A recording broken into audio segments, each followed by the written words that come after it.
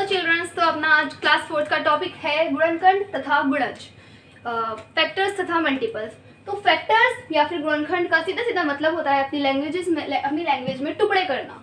गुणनखंड mean गुणन करना, इसको हम बोलते हैं टुकड़े करना।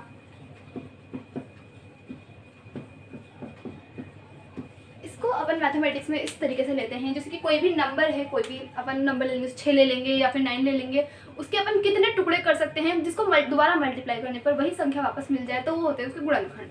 जैसे कि एक एग्जांपल समझते हैं अपन। अपना एग्जांपल है 6 को अगर मैं लिख देती हूँ 2 × 3, तो 2 और 3 दोनों किसके गुणनखंड है? 6 के। मतलब इन दोनों को आपस में मल्टीप्लाई करने पर हमें क्या मिल जाता है? 6। या फिर ऐसे भी समझ सकते हैं कि 2 के टेबल में भी 6 आता है, 3 के टेबल में भी 6 आता है। या फिर एक और तरीका, जैसे कि हम बोल सकते हैं कि 6 2 से पूरी बार डिवाइड होता है, 6 3 से भी पूरी बार डिवाइड होता है। तो ये दोनों क्या हुए? इसके गुणनखंड कहलाते हैं। तो ये हमारा आज का टॉपिक गुणनखंड तथा गुणज। तो हम आज अपने किसी भी बड़े से बड़े नंबर के गुणनखंड करना सीखेंगे। तो हम किस तरीके से करेंगे अब देखिए आगे। मेथड है ट्री मेथड।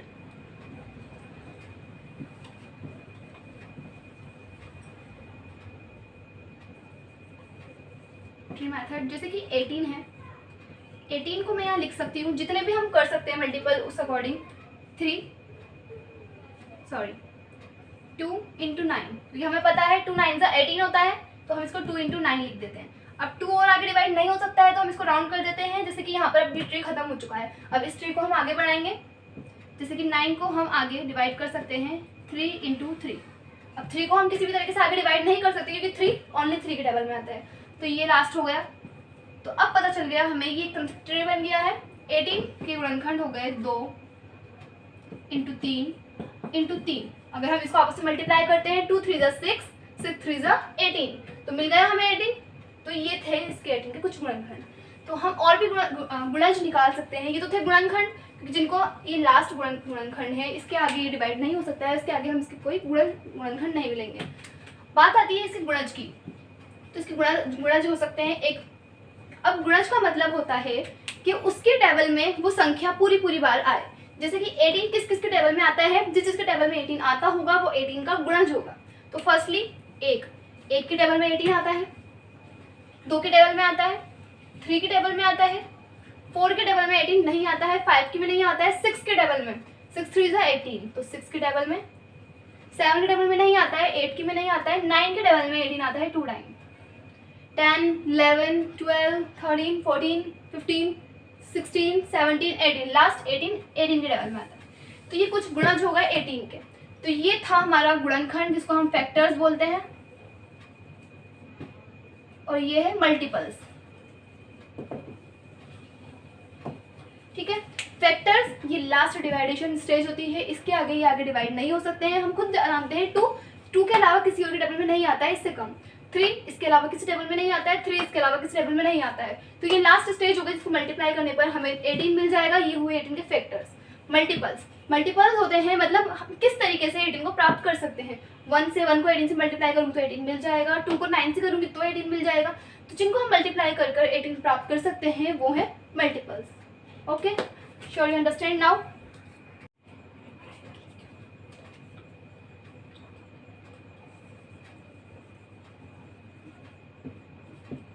गुणनखंड करने की हमारी सेकंड मेथड है प्राइम फैक्टर मेथड। फर्स्ट थी ट्री मेथड और सेकंड है प्राइम फैक्टर मेथड। अभाज्य गुणनखंड विधि। अभाज्य गुणनखंड विधि, नाम से ही पता चल रहा है इसके गुणनखंड जो होंगे वो अभाज्य होंगे। अभाज्य और भाज्य का मतलब तो आपको पता ही होगा, आप क्लासेस में पढ़ चुके हैं। भाज्य वह संख्या होती है, यह है अभाज्य। फर्स्टली मैं आपको भाज्य के बारे में बता रही हूँ। भाज्य संख्या वो होती है जो खुद के अलावा और 1 के अलावा किसी और के पहाड़े में भी आती हो। जैसे कि है 6 को ले लेते हैं हम, 6 1 के टेबल में भी आता है, 2 के टेबल में भी आता है, 3 में भी आता है और 6 में भी आता है। तो यह है भाज्य संख्या जो खुद के अलावा भी किसी और के टेबल में आती है। अभाज्य संख्या वो होती है जो 1 और खुद के अलावा किसी और टेबल में नहीं आती है। जैसे कि 2 1 के टेबल में आता है, 2 जो है वो 2 के टेबल में आता है। एक तो खुद के टेबल में आया और एक 1 के टेबल में आया, इसके अलावा 2 किसी और टेबल में नहीं आता है।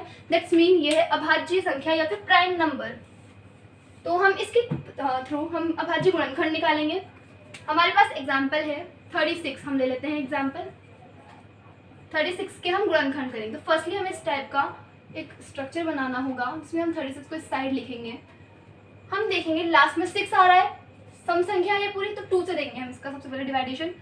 2 के टेबल में 3 आता है 1 बार, 3 नहीं आता है तो उससे कम हम लेंगे। उससे कम क्या आता है, 2 के टेबल में 2 आता है 1 टाइम, 2 आया 1 टाइम, बचा 1, ये हमने पास आउट कर दिया, 16 हो गया।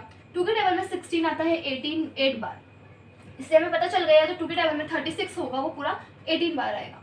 फिर से 2 से लेंगे हम इसको, 2 के टेबल में 18 आता है 9 टाइम, 3 के टेबल में 9 आता है 3 टाइम, 3 के टेबल में 3 आता है 1 टाइम। तो 36 के जो फैक्टर्स वो हैं प्राइम फैक्टर मतलब अभाज्य गुणनखंड 2 × 2 × 3 × 3, तो ये है इसके अभाज्य गुणनखंड। 36 मतलब इन सबको आपस में मल्टीप्लाई करने पर हमें फिर से 36 मिलेगा। हम चेक कर लेते हैं, 2 2 4, 4 3 12, 12 3 36। आई थिंक समझ में आया होगा।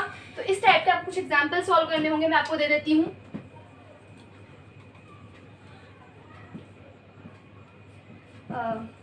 18 इस टाइप से ही करना है ट्री मेथड।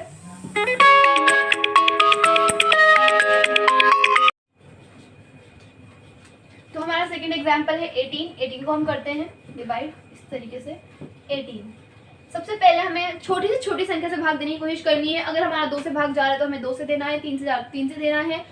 हमें ये बात याद रखनी है, हमारे अभाज्य गुणनखंडों में 2 3 5 7 11 13 17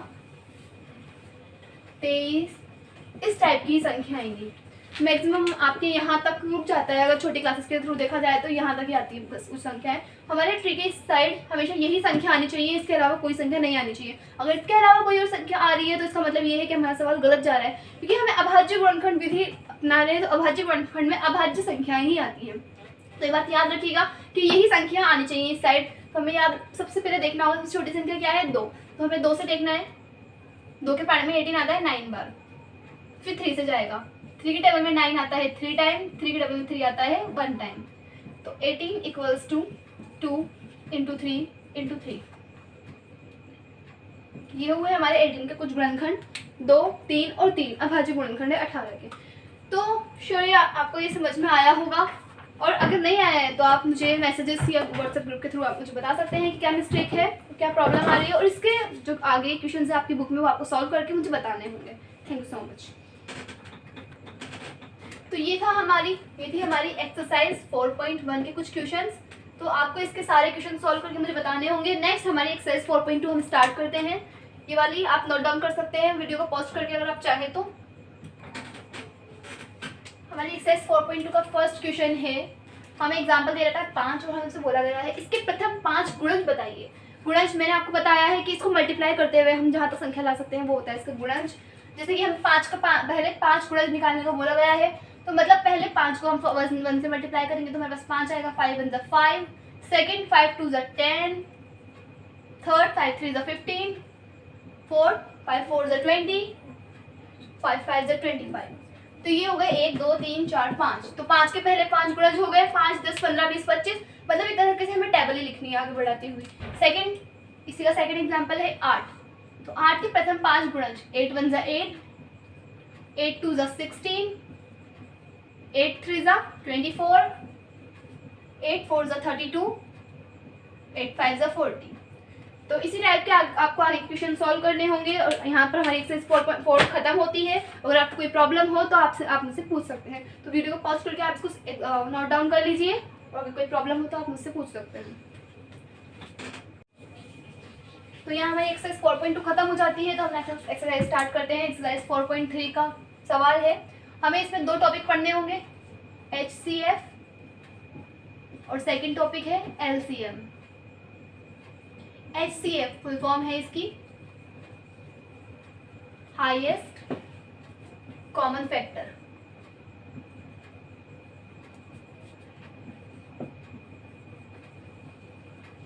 हमें 2 नंबर दिए जाएंगे, उनमें से हमें पता करना होगा कि सबसे बड़ी से बड़ी कौन सी संख्या है जिसके पहाड़े में वो दोनों एक साथ आते हैं। तो ये होगा हमारा हाईएस्ट कॉमन फैक्टर।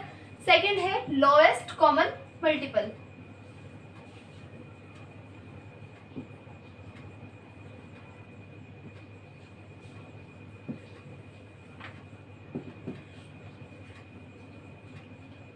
इसको हम मसप भी बोलते हैं, महत्तम समापवर्तक। मसप, ये है लघुत्तम समापवर्तक, लसप। तो अब हम फर्स्टली हमारा फर्स्ट टॉपिक है HCF, इसको समझते हैं।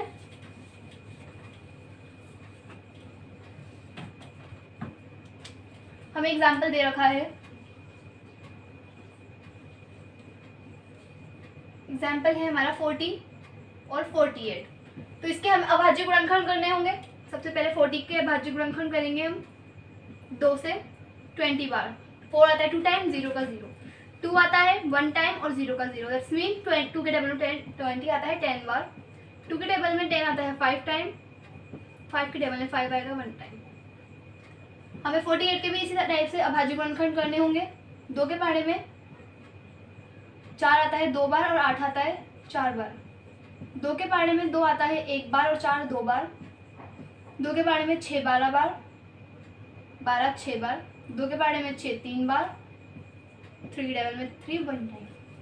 तो ये गुणनखंड हो गए। हमें गुणनखंड लिखने होंगे यहाँ पर 4 equals to 2 into 2 into 2 into 5। 48 का करने होंगे इसी गुणनखंड हमें 2 इंटू 2 इंटू 2 इंटू 2 इंटू 3। तो ये हमारे गुणनखंड हो गए। अब हमें निकालनी होगी 40 और 48 में ऐसी कौन सी सबसे बड़ी संख्या है 48 से पहले पहले तक की। हमें ये बात याद रखनी होगी, जो हमारा हाईएस्ट कॉमन फैक्टर होगा वो छोटी छोटी संख्या से छोटा होगा थोड़ा सा। तो मतलब ऐसी बड़ी से बड़ी संख्या निकालनी है हमें जिसके टेबल में ये दोनों एक साथ आते हों। तो यहाँ इस तरीके से देखना होगा, ये दोनों कॉमन है, ये दोनों कॉमन है और ये दोनों भी कॉमन है। तो इन दोनों में से एक ले लेंगे हम 2 2 और 2 2 2 4 4 2 8।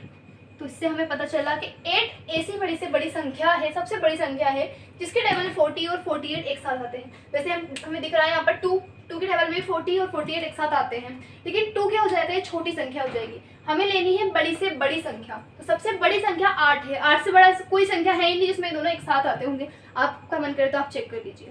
तो 8 ऐसी संख्या है जिसके टेबल में दोनों एक साथ आते हैं। ये हो गया हमारा मसप। तो 40 और 48 का HCF जो है क्या आया हमारे पास 8। ये हुआ हमारा आंसर। नेक्स्ट एग्जांपल हम सॉल्व करके देखते हैं। 36 एंड 45। 36 के भी इसी टाइप से अभाज्य गुणनखंड करने होंगे हमें। 2 के टेबल में 3 1 टाइम, 3 नहीं आता है 2 आता है 1 टाइम, बचा 1 यहाँ पास कर दिया। 16 2 के टेबल में 16 8 बार, 2 के टेबल में 18 9 बार, 3 के टेबल में 9 3 बार, 3 के टेबल में 3 1 बार। 45 के भी हमें इसी टाइप से अभाज्य गुणनखंड करने होंगे। हमें इजीली देखना है कि लास्ट में 5 आ रहा है, जिस भी संख्या के लास्ट में 0 और 5 आता है वो 5 के टेबल से डिवाइड होती है। तो 5 के टेबल में 45 9 टाइम, 3 के टेबल में 9 3 टाइम, 3 के टेबल में 3 1 टाइम। तो 36 के फैक्टर्स हो गए 2 इंटू 2 इंटू 3 इंटू 3। 45 के फैक्टर्स हो गए 5 इंटू 3 इंटू 3। तो इसमें भी इसी तरीके से हमें कॉमन लेना होगा, जो भी कॉमन होंगे 3 3 3 इंटू 3 इक्वल्स टू 9। तो 9 36 और 45 का ऐसा कॉमन फैक्टर है जिसमें 9 ऐसी बड़ी से बड़ी संख्या है जिसमें 36, जिसके पहाड़ में 36 और 45 दोनों एक साथ आते हैं। तो 36 और 45 का HCF क्या हुआ 9। तो आई थिंक आपको समझ में आया होगा। आपकी बुक के बाकी क्वेश्चंस आपको सॉल्व करने हैं और कोई प्रॉब्लम हो तो आप मुझसे पूछ सकते हैं।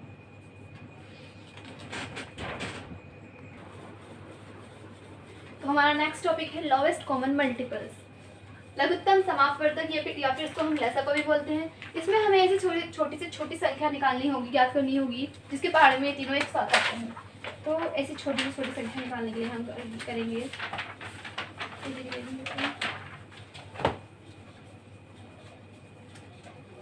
मतलब इन तीनों में से ऐसी संख्या जिसके पहाड़े में ये तीनों एक साथ आते हों। तो फर्स्टली हम क्या करेंगे, अभाज्य गुणनखंड करेंगे तीनों के। 24 2 के पहाड़े में 1 बार और 2 बार, 6 बार, 3 बार, 1 बार। 72 2 के टेबल में 7 आता है 3 टाइम, 6 आता है 3 टाइम, बचा एक उधर दिया हमने। 12 6 टाइम, 3 18 टाइम, 9 टाइम, 3 के टेबल में 9 3 टाइम, 3 के टेबल में 3 1 टाइम। 108 के हमें फैक्टर्स करने होंगे। 2 के टेबल में 10 आता है 5 टाइम, 8 आता है 4 टाइम, 2 के टेबल में 54, 5 नहीं आता है, 4 आता है 2 टाइम, बचा है कि यहाँ दिया 7 हो गया, 14 7 टाइम आता है। 3 के टेबल में 27 9 टाइम, 3 के टेबल में 9 3 टाइम, 3 के टेबल में 3 1 टाइम। तो ये हमारे फैक्टर्स हो गए तीनों संख्याओं के। 24 के फैक्टर्स हमें लिखने होंगे 2 इंटू 2 इंटू 2 इंटू 3। 72 के 2 इंटू 2 इंटू 2 इंटू 3 इंटू 3। 108 के factors 2 into 2 into 3 into 3 into 3। अब हमें यहाँ पर से देखना है जो इन तीनों में एक एक सिंगल हमें फैक्टर ले लेना है। जैसे कि 2 इसमें से ले लेंगे, 1 2 इसमें से ले लेंगे, 1 2 इसमें से ले लेंगे। इसमें 3 है, इसमें भी है, इसमें भी है। समान और असमान फैक्टर्स हमें ले लेने हैं। यहाँ से 2 2 2 ले लेंगे हम, 3 बार आ जाएगा 2। यहाँ से 1 बार 2 बार 3 बार 3 ले लिया। तीनों में अवेलेबल है 3। तो 2 2 4 4 2 8 8 3 24 24 इंटू 3 24 इंटू 9। रोक दो वीडियो। तो 24 72 और 108 में से एक एक संख्या लेने पर इस टाइप से हमारे पास आएगा इसका मल्टीपल 216। तो जिससे हमें पता चलता है 216 इन तीनों का लघुत्तम समापवर्तक है। मतलब ऐसी छोटी से छोटी संख्या है जिसके पहाड़ में तीनों एक साथ आते हैं।